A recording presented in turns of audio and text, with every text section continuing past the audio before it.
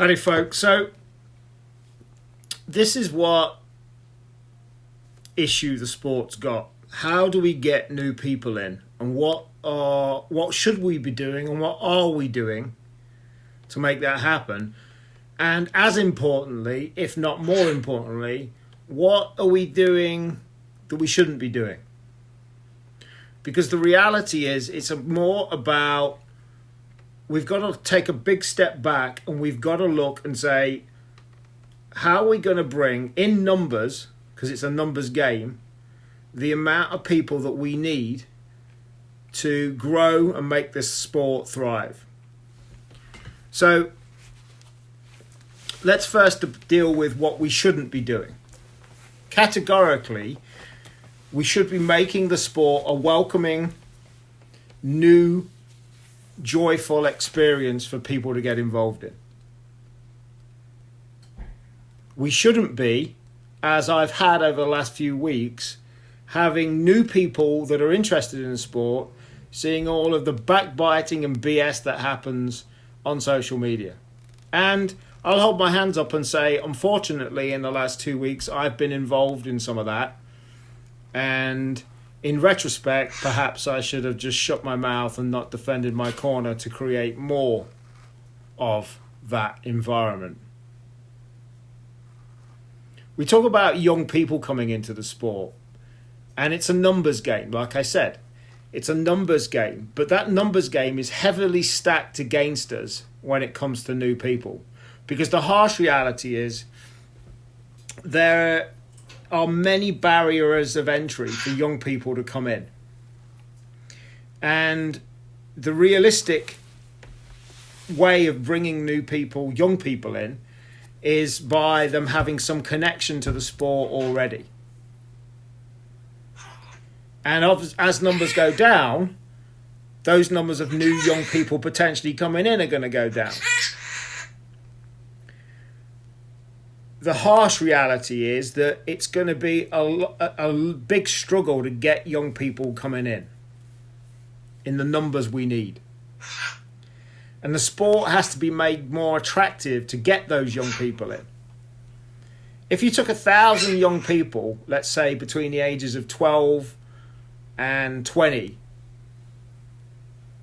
and you asked them what, first of all, they thought about the sport of pigeon racing and would they ever be interested in it, the harsh reality is a large percentage of those 1,000 young people would have completely the wrong impression about the sport of racing pigeons. And if those people were interested, they would be a small percentage. I would say probably 2% maximum, realistically. Then you've got to look at, let's say they're interested, what barriers of entry have they got to get in? And we've obviously got to make that lower barriers of entry, and we've got to make a way of young people being able to get in and get involved. But then when people are interested, if they see the backbiting and the stabbing and the jealousy and the this and the that, how's that going to look? It's going to turn people off in a heartbeat. I've got a situation where my 15-year-old son is interested. He's interested because he was initially hooked when he went to Blackpool in 2015, and he's overly hooked now because he came on a trip with me to Ireland and he saw Sheldon Leonard's birds flying and Sean Hunt's birds, and he can't wait to start racing next year. And I'm lucky that he's a resilient little guy. He's not that little anymore, he's nearly as tall as me. But he's a resilient kid. But when he sees some of the stuff that has been happening this week, that could easily put him off. It doesn't. He's like his dad, it just motivates him more and he can't wait to start racing and getting on with it. But if we need to take a long, hard look at ourselves. When it comes to young people, we need to make it as easy as possible. And like somebody's just said on here, cost is the biggest issue. So one of the things I want to do long term with the PSF Foundation is ultimately work with companies and people to be able to make a mentoring scheme essentially to get young people involved. But it's not just about young people. There are other groups of people that are an ideal group of people to get interested in our sport on a community basis. And I like the idea of having community lofts, which is a great way of being able to get more people involved, spread the cost, spread the responsibility. The idea of community lofts are a really good thing, I think, to get people interested. We've had a situation where people watching my live broadcast, I know of 3 people now that are interested in keeping racing pigeons as a result of watching, and that's down to publicity and getting people interested. The thrill of watching the races on Facebook have got people hooked and interested, and that's great. We just need to do more of it, and more people need to do more of it. When we talk about negativity in the sport, as I said in a video earlier, it's the 80-20 rule again. 80% of people in this sport are friendly, happy, great, positive, forward-thinking people. The 20% are not. But unfortunately, the 80-20 rule applies again, in that the 20% of the negative people, for whatever reason, create 80% of the hassle and 80% of the noise. And we just got to stop. And some would say I'm guilty of the same. I find it hard when I'm personally attacked by people that have never met me, don't know me, or anything, to not say anything. And I'm going to try my very best to just not feed these people anymore. And if need be, I will deal with whoever privately and not publicly anymore. Because I realise I'm not helping the cause. And I apologise for any public negativity that I've participated in. But I do find it hard when people attack me who don't even know me. The funny thing with it is any of these people in the last week or so that have attacked me, who I know, that have spoken publicly, never met me and don't know me. Now, maybe there are people talking negatively about me who have met me, but they're not doing it in public. But I apologise for me adding to it. My intentions have been very clear to help grow the sport, help revolutionise, publicise the sport. So enough of the negativity. But we need more people who try. We need more people who try and do stuff. We need to stop certain elements having an issue with people who try. We need more people who try, but if we're not careful, the people that try will easily get put off by the people that are the naysayers and what have you. It's the situation I've had with the European Eagle Owl project this week. Not that many people are doing other things, but we've got a fair share of naysayers. Now, don't get me wrong, we've got a fair share of supporters that outweigh the naysayers. But look, if you don't like what we do, just don't participate. But don't knock us for trying. We also have to change our, and this is more than just a pigeon sport issue, we have to change our mentality to people who win. That's something else that I think that's wrong with the sport. A lot of people knock people who win and invent reasons why they win so much. And we have to knock people who are different as well. It's been said before, I am not a normal pigeon guy. But we need, what is a normal pigeon guy for a start? We need people that think differently. We need people that are different. We need to stop the jealousy. I'm about creating an environment where people are not jealous. People congratulate people for winning. People congratulate people for getting on and for trying new stuff. And we need to be more welcoming to people. We have to look at what attracts people to the sport. Because you can't rely on people just getting that buzz of seeing a bird come home from a race. They may be able to see that with coverage of One Love races and what have you and get that buzz. But it's that initial buzz that hooks people. And once you've got pigeons in your blood, then it will never leave. But we've got to look at what attracts people. Now, the reality is that different people are attracted by different things. So we've got to look at what attracts people, and we've got to then get up and figure out how we can attract those people. The thrill of seeing pigeons fly around, which is still a thrill to me, of seeing pigeons come home from a race, is that hook that gets people and gets it into their blood. But we've got to find a way of getting more of people seeing that. And that's what I've been trying to do with covering the races. We should be a cohesive group of people. And if there are negative people, we should set them aside and not have anything to do with them and build a positive group of cohesive people all working together for the same goal. People have their own opinions, people have different opinions, that's fine. But we shouldn't be fighting with each other. And if we have got negative people in our circles, we cast them aside and we move on working with the positive people. I've said before, and I'll say it again, my personal opinion is a 3-phase plan to get more people involved. So let's forget about what we shouldn't be doing, that's what we should be doing. At the end of the day, this is a numbers game. And in the UK, we are 40,000 people down over 20 years, registered people who keep pigeons. My personal opinion is the numbers that we need to get in of people into this sport are not going to be achieved by just focusing on young people or people starting to keep birds in their own back garden. Now, that will happen, that can happen, but not in the sheer numbers to turn it around and look what we need to be doing. If you look at countries like Romania and Poland, the sport is massively increasing over there.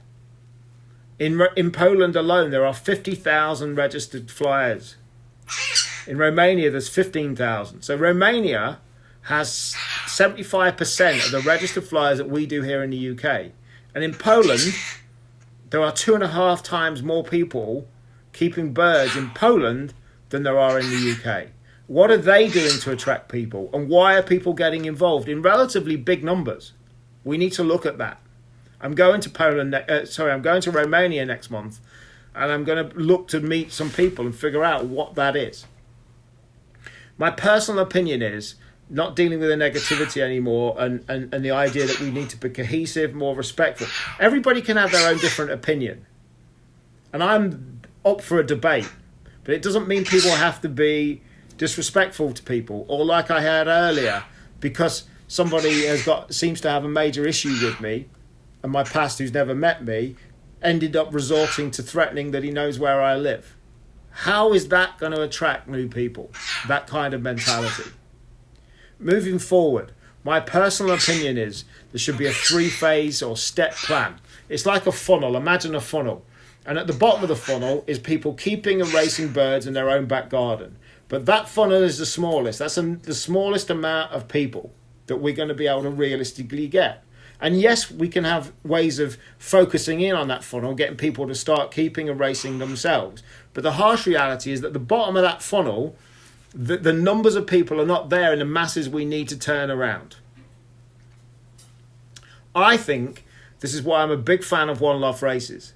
Because you can get people right in the top of that funnel, and that over a period of time can attract to the top of that funnel thousands, tens of thousands of people to get interested in this sport. People that don't have to keep a pigeon, people that can be interested in watching a race, potentially betting on a race and getting involved in that race, and people that can have birds participating in that race that don't even have to keep a pigeon at all. Then the next part of that funnel, imagine a funnel here. Once you've got people interested, they can start keeping birds. They can start entering birds into these One Love races without having to actually breed a bird or keep a bird. That will get lots of potentially thousands of people interested at the top of the funnel here. The next part of the funnel is people think, you know what?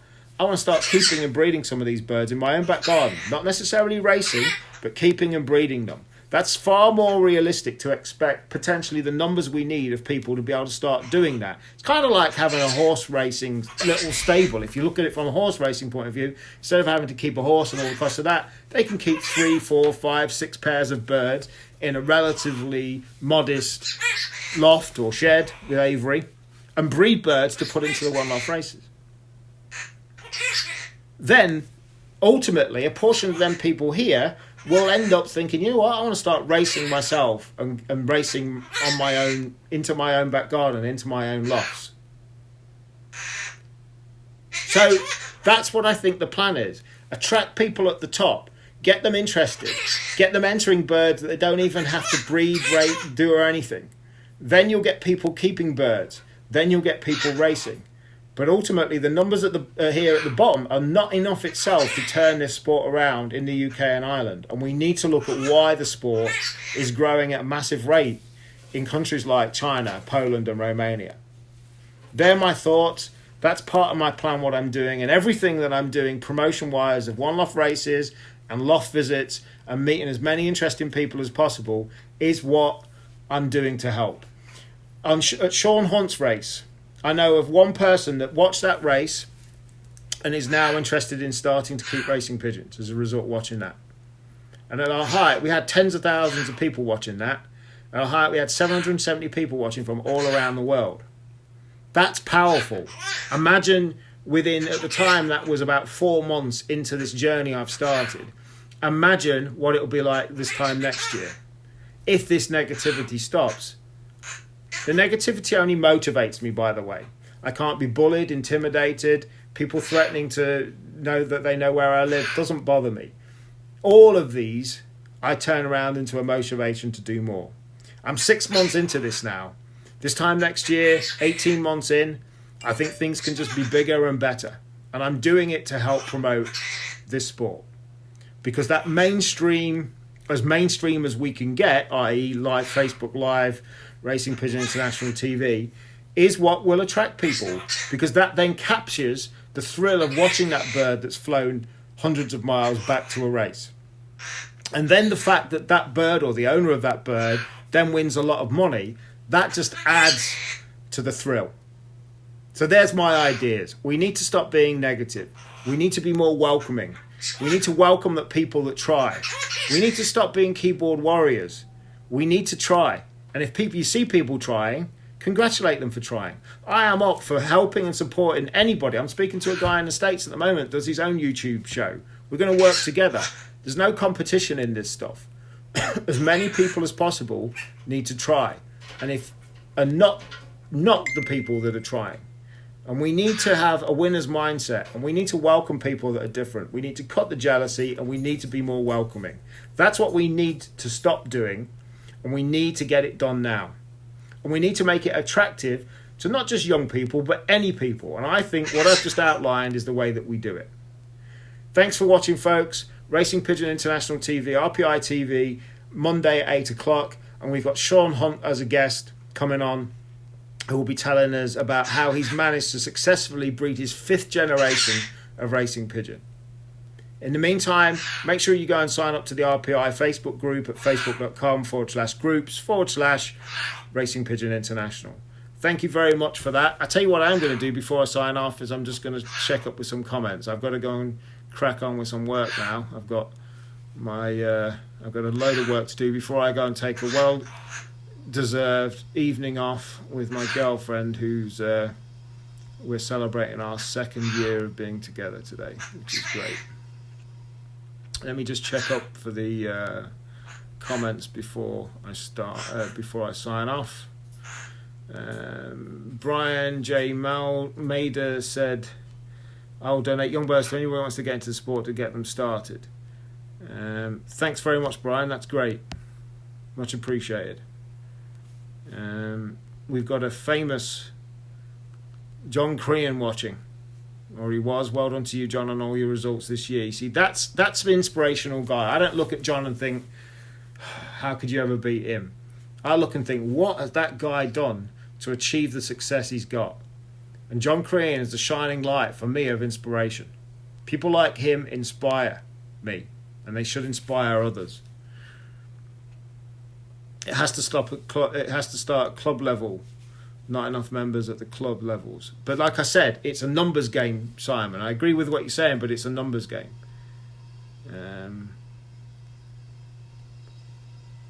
Stephen Kennedy, thank you for your comment. I agree, Henry, we do. So thank you very much for all of your comments. Thanks for everybody that's watching. I'm going to go and crack on and get some more work done. Appreciate all your comments and feedback. Let me know, as ever, if you want to get in touch with me. Hit me up on Facebook, or you can call me on 07887 345600. Make sure you watch out for RPI TV, 8 o'clock on Monday evening. Have a great rest of your day. It's a lovely sunny day here in Leicestershire. And have a great weekend, and I will catch you very soon. Thanks for watching. Be lucky and keep flying.